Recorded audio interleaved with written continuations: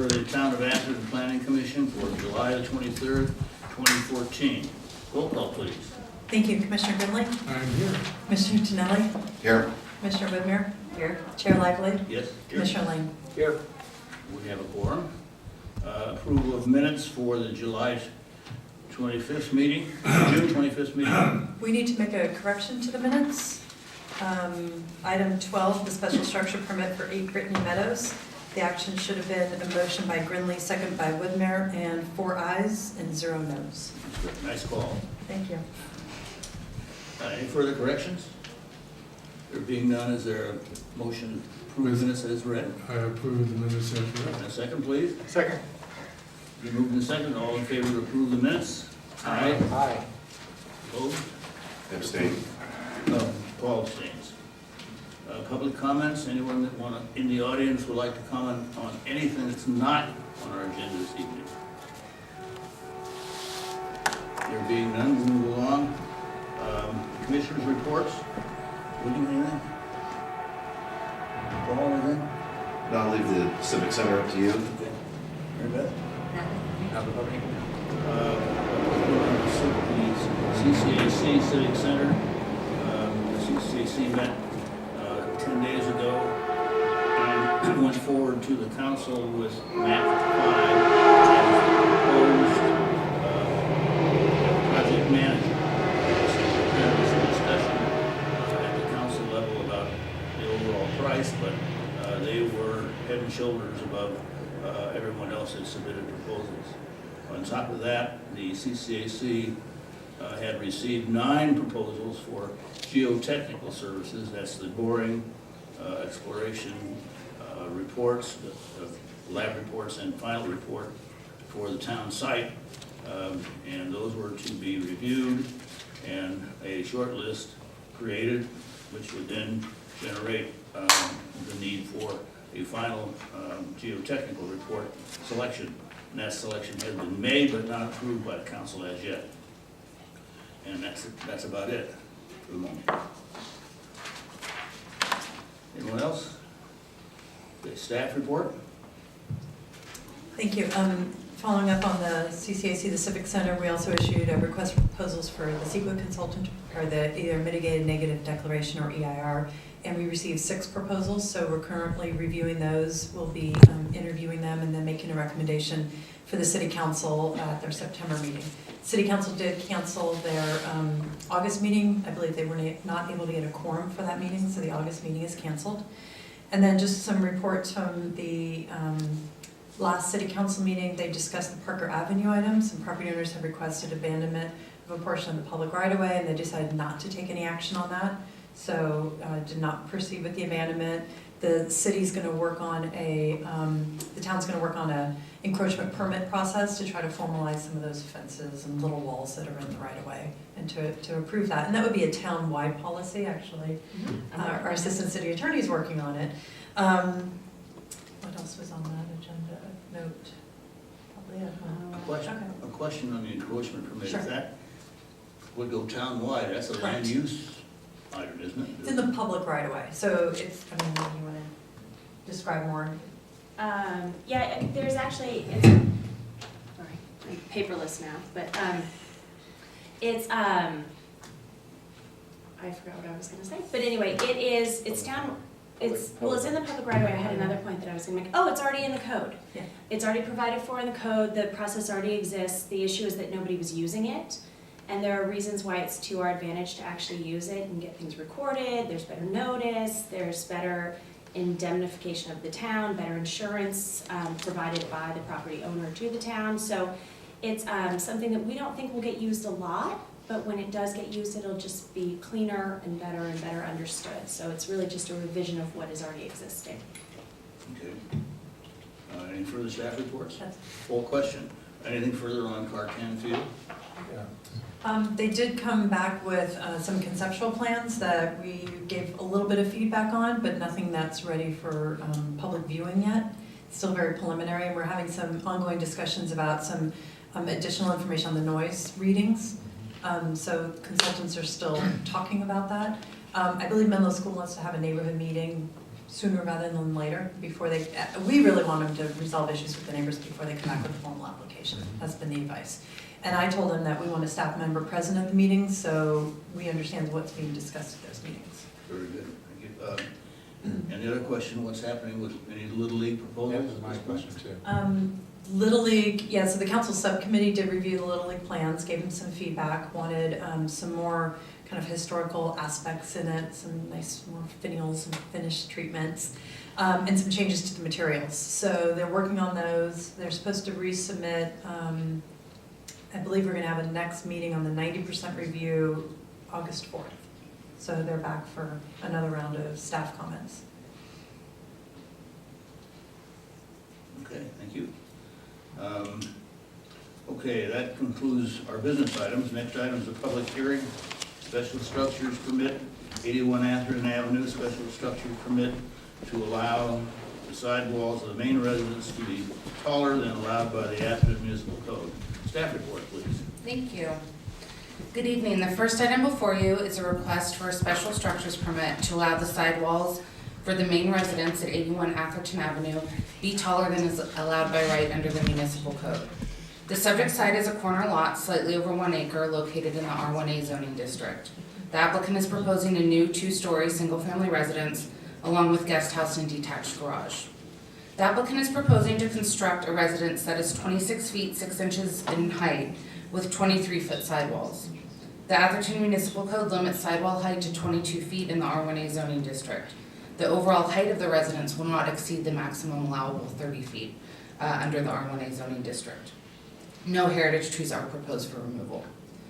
The municipal code allows an increase in the main building height with an increase in the standard setbacks. The increased setback requirement is based on an additional 5-foot setback for each 1 foot of height increase. The increased setback requirement is applied to the entire residence. Therefore, each setback has to step in an additional 5 feet regardless of where the taller wall is located. The proposed residence does meet these increased setbacks. As a condition of approval, the applicant will be required to submit a landscape screening plan to the satisfaction of the town arborist. With the increased setbacks and the required landscape screening, staff believes that privacy and view impacts to neighbors, neighboring properties will be minimal, and there will also be a minimal impact to the rural character of the neighborhood. There is a tower element designed with the residence which exceeds the 22-foot sidewall height. However, per the Atherton Municipal Code, tower elements that don't individually totally no more than 400 square feet in footprint can go up to 28 feet with a sidewall height. The proposed tower element is less than the 400 square feet, so it is allowed under the code. Staff has met with one of the neighbors at 57 Stevenson, which is immediately behind the property. They did review the plans, didn't have any concerns after I let them know that there would be required landscape screening between the properties. And their only remaining concerns were about the length of construction because they've had a lot on that street. So I did provide them with the code requirements, and they'll also be contacting the applicant just to get a better idea of that. And then finally, not as part of the application, but the applicant is going to also be presenting an alternate interpretation of sidewall height. That doesn't affect what they're asking for under this application because the special structures permit would allow the exception if approved. But it will be an issue for their design for the accessory buildings, as there is no height exception for accessory structures. As I mentioned in the report, when there are contemporary designs and not a traditional gable or hip roof, it's sometimes more challenging to do end walls and sidewalls. So I'll leave that to me to present. I'm available for any questions, and the applicant is as well. Thank you. Any questions of Andre? Anyone? Yeah, I have one. Go ahead. On the plans, it says proposed setback 75 feet. And if the plans go through as documented, would that make it the setback? Meaning that if they came back and had it at 70 feet, would that be allowed? Is that kind of? Well, like, if the plans go through as they are today, in 10 years when somebody else wants to do something else to the property, is the 75 feet the new setback or the appropriate setback? Because the plans said it was proposed as 75 feet. believe it would still be the 55 feet, because they're only Yeah. required to have the 55 It's feet. what would be required for the height exception, so the setbacks for any addition in the future, if it was attached to the main residence, would be on that column required for height exception. So the front and rear would be 65 feet, and the side setback would be 55 feet. So even if they were doing a small, single-story addition, they would still have to comply with those setbacks, yes. Okay, but, and not with what the plans say. That's correct. The plans are showing where the house is located. Yeah, that's You're- what- I understand what you're saying, though, it's noted as proposed setback, yeah. But we would require compliance with what's required for the height exception, yes. And the applicant can also indicate that on the building plans for the record showing the required setback is 55 and then proposed as you Mhm. suggested. Mhm. Any further questions? If not, we'll open the public hearing. Is the applicant here or representative?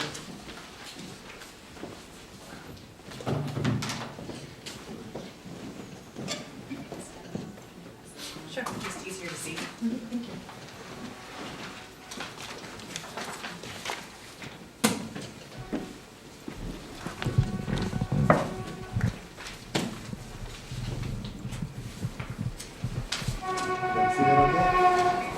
If I use your contact lenses and mine, Well, that's why I've made you copies, so you can look at them a little bit closer since boards don't seem to work quite as well. Good evening, my name is Mia Maraki. I'm the project manager for 81 Atherton Avenue.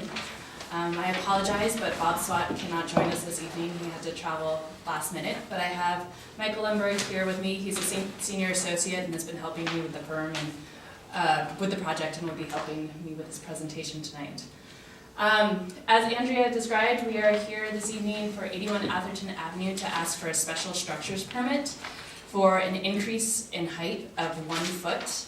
As you can see on the front page of the packet that I gave you, we have proposed a modern design, which complicates the end wall and sidewall conditions because they're essentially the same.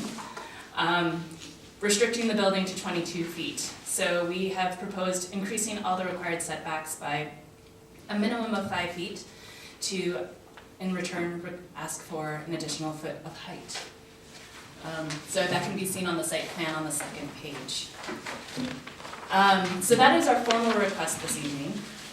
We were also hoping to have a discussion with the Planning Commission this evening about the Planning Department's interpretation of sidewalls and end walls.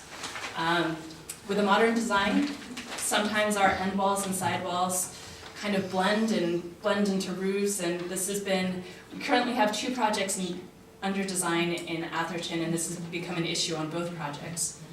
But most specifically on 81 Atherton Avenue, if you go to the sheet that you have in front of you, there's a rendering in the upper right-hand corner. It's, I think, page 3. And in that rendering, you can see that we have 2 roof parapets that are running in the north-south direction. We are declaring this as our end wall direction, running in the north-south. These 2 parapet walls are 25 feet in height, which is over the sidewall requirement, but is under the maximum requirement of the building of 30 feet. Originally, our original design had a wall connecting these 2 parapets, but after meeting with the planning department, we found out that this connecting roof element was considered a sidewall, even though it was separated by roof planes, and we saw it as a roof element and not a wall. The town's interpretation was that it was a sidewall. So we've removed it, and we now have 2 parapet walls. But it was also our understanding that the end of these parapet walls, our end walls, could be considered sidewalls. And we feel that these 2 parapet walls, running in the direction of the end walls, the end of the end wall doesn't make it a sidewall. A wall has thickness, and we don't have another wall running in a perpendicular direction to become a sidewall. So we would like to have a discussion with the Planning Commission about this interpretation of the definition. And this also shows up in our accessory structures, and I'm going to have Mike talk a little bit more to the condition of this end wall sidewall condition at the accessory structures. All right, thank you, Mia. Good evening, members of the commission. Thanks for hearing our case tonight. As Mia has laid out, I think in pretty good detail, the main concern about dealing with the structure of this particular style as opposed to architecture. When I was brought in to help Bob and Mia deal with this particular design issue, it became pretty clear to me soon on that the way that the statute is written out pertains a lot more to perhaps the even gable situation you would have on a more traditional form of architecture. And in applying that to a building with rectilinear masses and block forms, it gets a little trickier, and I think that's where we're running into some of the features that we like to incorporate in our designs, which is basically the continuity of planes to keep wall elements, such as what would be considered end walls perhaps, but also roof overhangs and roof planes, to connect them in a way that simplifies the form and makes it a little bit more streamlined. And as part of the architectural language that we have become known for and are sought after about, and actually have some examples here in town, very successful projects, but it seems to be this is where the crux of the interpretation is giving us some issue, and then we would like to basically have it deemed acceptable to let the end walls run to their end and have the surface at the end there not be interpreted as all of a sudden becoming a sidewall. They do occupy the same space, but we see it as two distinct elements. And that would allow us to keep this language of extending the screen walls out for more privacy, and then letting the roof overhangs have the supporting elements. And Mia was actually working pretty hard to look at design alternatives, which would definitely fit in with the statutes of the code. And I think I'll let her explain a little bit more about her exercise, about what is allowed versus what isn't. On the fourth sheet, I did two simple diagrams. The one on the left is what's technically allowed by the code. You can have up to 11-foot high sidewalls and any type of overhang above that can extend, the roof can be up to 4 feet. And what we're proposing in our building is a very clear end wall that I think in the highest case goes up to 14 feet. And our sidewalls are set in from the ends of our end walls, and they meet the definition of sidewall and go up to 11 feet. But meeting with the department, it's that corner where the end wall becomes a roof that somehow makes it into a sidewall. And again, we're just hoping to have a discussion about what that could possibly, a different interpretation of what an end wall versus sidewall might be. Yeah, we'd like to hear you out on that, and perhaps there's some strategy we can come up with that can still pertain to the spirit of the code, if not necessarily the literal letter of the code. And that's what we're here to ask for. So, thank you for your time. Yeah.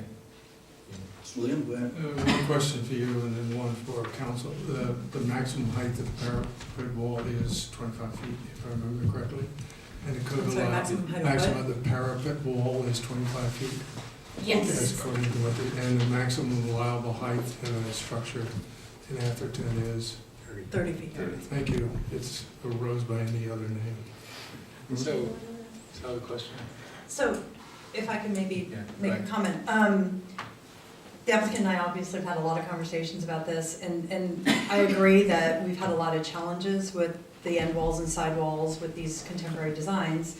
In most cases we're able to work it out, and in this situation I think it's a little unique in that they're looking at just kind of a wing wall. But if you looked at that earlier example where they had that roof parapet, I mean, it's not just the end of a wall, it's the whole return there that was of issue. And anytime you have what we're calling that horizontal, the vertical surface, I say it's a wall. It's not a roof, it's a wall, even if it's above the eave. So I indicated to the applicant that they could kind of tee it up tonight and see if it's something you would like to discuss further at a future meeting.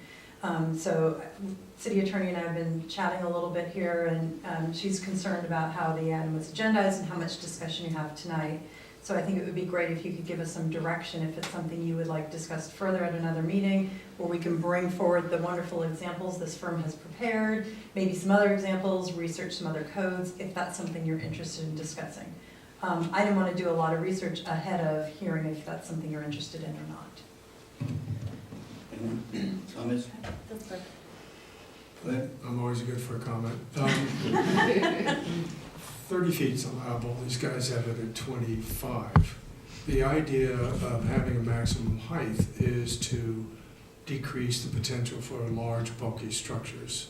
I believe if you drop the maximum height, in the case of the parapet wall, 5 feet below, you have made a good faith effort to keep the massing of the structure unintrusive upon the code or the neighbors. I have a question. Go ahead. And maybe it'll be for both of you. I'm just gonna dumb it down for Eric.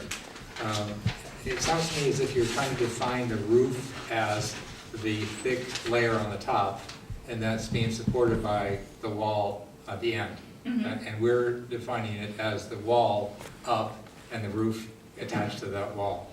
So one of the things that that I would think about in terms of this particular design that is a distinction in defining which is the roof and which is the wall is on the plans that I've seen, it looks to me like the thickness of that thing that you're defining as roof is equal and the wall itself is thinner. So that would be an aspect of it that would define it for me as a roof as opposed to the wall. So it's not just the same thing as the eave is part of the roof. If the element were, like overbearing on the width of the wall or something like that, to me, for example, if they ran a wall up and the wall was here and the roof was into it, that's a wall. Right. And if the roof extends to the end of the end, and there happens to be a support structure to it that makes it supporting the end of the roof, that's the roof. So it's just, I guess why the conversation was. But then, how big can the wall be to support that roof, Well, Is it that's a foot, 10 feet, Well, that's just something where, Yeah, if it's something you're interested in, I'd like to Yeah, that's discuss what it I'm saying. further and put it as part of the code. yeah. So I tripped into the future code, and from tonight, Yeah. in terms of the way I'm interpreting, would interpret this exception, because it would, so I'll wait until the comment section, but that answers my question, so I'll come back to the comment section. I brought my end wall and my. Did you use a high-tech method? So the sidewall goes into the end wall like this, or vice versa, it doesn't make any difference, does it to you? No. It doesn't. Okay, now when the roof goes on top of that, give me a roof. That'll do it. Okay, now, if it doesn't overhang, that's not a problem. It's the question of the thickness of the roof, of the cover. So the question has become is if our sidewalls are set in, that white binder, so our white binders are end wall. That's right. And once you put the roof on and make it flush with the roof, all of a sudden that end wall's gotten taller. It's taller than the required sidewall height of 11 feet. But the discrepancy is the end of that end wall. How can that be then considered a sidewall that's not in compliance? The sidewall is clearly the blue binder that's. The white being the end wall. Mm-hmm. Right. And the issue that we're experiencing is there's an edge of that white binder that's being considered a sidewall. Actually, what it is that when this part of the roof is over the white binder, the definition of the roof extends to the iPad. Mm-hmm. All right, so that's what's going on, is that once this is like this, once it's no longer flush, it's a roof. And when it Yes. comes back here, it's a sidewall. Yes, connects all the way. Right. Doesn't stop, there's no break. But Right. the way that the code defines a sidewall is you pick a sidewall and any wall parallel to that is a sidewall. Yeah, and that's, So if our end wall is that white binder, then that should be able to go up to the 15 feet, correct? The blue one, 15 The feet. white one. The white one is The our end end wall. End wall. Yeah, I mean, accessory structures, we comply with both those height limitations. But the same problem that we're encountering is this roof parapet, which doesn't have a roof plane over it, but those edges are still considered to be sidewalls. So we were, in the interest of complying with the code statute, we eliminated that entire run of wall. But we're still left with the ends. So The thickness of the wall. how far over the end of a wall does this have to be to qualify as a roof? we've advised a foot. Okay, What? so, a foot. About a foot. I mean, So- we've had somebody come in and say, we'd like to do a 2-inch eave overhang. I said, Right. really, is 2-inch really an eve overhang? It's nothing, right? So we're looking at something more substantial where there's the break. Right, You see there's two separate, right. but that's not defined, that's, So we can make this simpler by just going definite with the recommendation separately and then come back with the discussion on the. come back with a discussion, if that's something you're interested in. Yeah, My comment was that, I went and looked at the definitions that we have for end wall and sidewall, and they're pretty vague. And I can understand that allows for a lot of different interpretations and perhaps be an expansive interpretation, but in fact, it was kind of, it didn't even make any sense to me, you know, I think that first off, we ought to look at definitions of sidewalls and end walls that, I don't know, they must exist in the construction industry. And I'm not sure that what we have, I don't, you know, I'm no expert on this, but I didn't see that it was, I wouldn't consider it adequate anyways. Comment, staff? I mean, I think the definition's pretty straightforward. I think that, well, I do, but we can certainly look at changing the definition. I guess my interest is, do you want to change the interpretation to allow kind of some, you know, some unique circumstances here? Is this something you're open to discussing further? And then we can come back with that. Well, I think we're open to discussion, but I'll talk about Okay. changing things in the next Yeah. event, but right now, I'm not for changing much of our ordinance right now. I think they're in pretty good shape. But Anyone if, else comment? you know, that's, yeah, do you want to change the ordinance or do you want to tighten up some of the language so it's clearer? It's maybe two different things. That Yeah. might be, the language clarification Mhm. might be the answer. Yeah, and we could do either one, whatever you're interested in. Yeah, and just to reiterate from our Sure. point of view, we're not asking for any change to ordinance. right. Right Or now, exceptions, we're just Right. asking for an interpretation of the definition. We can make it simpler tonight by figuring out if we want to grant the exception, then the hard hill can be later.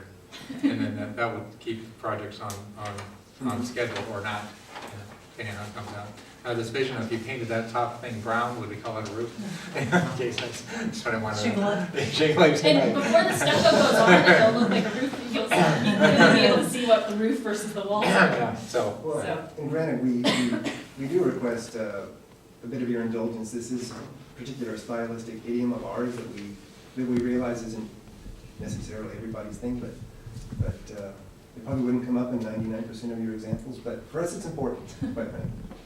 So Well, we do. The result you want tonight, of course, is the commission to rule on your special structures permit for one, Right. and decide beyond that, what we might do in the future. Will that help you at all with how your design is going forward? It would, I mean, again, we're not It's not sure what gonna the happen. process is for redefining the interpretation. It's not redefining the code or changing the wording of the code, it's more the staff's interpretation of. You're surely not gonna wait a couple of months while we fiddle around with our words. You're gonna go forward with your design. We would That'd be ideal. Yes, that would be ideal. so the other thing to think about is just the scale. All right, so if you're gonna do 50 homes in Atherton, then it might be worth, really diving into the code, but if you're gonna be doing 2 or 3, then this methodology you have right here works fine. Yeah. So it might be a lot of thrash for very little, and although it's a good little architectural brainiac exercise, it may not be really worth the effort for everybody to put staff on that. Having to do all of it. Yeah, because if you get your outcome tonight, you get this project is done. If you We'll have we'll one do more it project. running with it. Yeah. Right, right. Well, any further comments from applicant on the public hearing? Not unless you have questions for us. Anyone else in the audience want to be heard on this matter? Yeah. If not, we'll close the public hearing and bring it back to the commission. Eric? I'm fine with the proposal and the recommendation from staff, and I'm also fine with not giving staff a homework assignment right now. I understand the issue, but there's a recourse that you've just chosen tonight. Clearly, if we had many more of these, I'd say, okay, let's spend staff time on it, and you've shown what I always refer to as good neighborism in terms of making sure that it's complying with the other aspects of the code, and making sure that it doesn't have impact on neighbors, and making sure that you're making mitigations to neighbors' concerns. So check, check, check, check. Those things all line up, which is exactly the way the process is supposed to work. So I'm satisfied that with the outcome you've sought, and the staff's approach to it, and the framework we have now. If we, for other reasons, we want to clarify it so that we can, have a little bit crisper definition. If we think that's appropriate, that's fine with me, but not because of this architectural style. Mary Beth? Well, I went out and I looked at the property and talked to the architect, and I think that the design fits the need of the homeowner and can kind of squeeze in under the code. So I don't have any problem with that. Paul? Yeah, I went out and saw it today, even though nobody was on site. And it looks like it's fairly straightforward as far as the special structures permit is concerned. So I'd be willing to let that go. As far as the end wall, sidewall, roof issue is something that I don't feel comfortable with until I get more information. William? I go back to the basic principle that I think we have a code in terms of height and bulk and setbacks so that it does not impinge upon neighbors.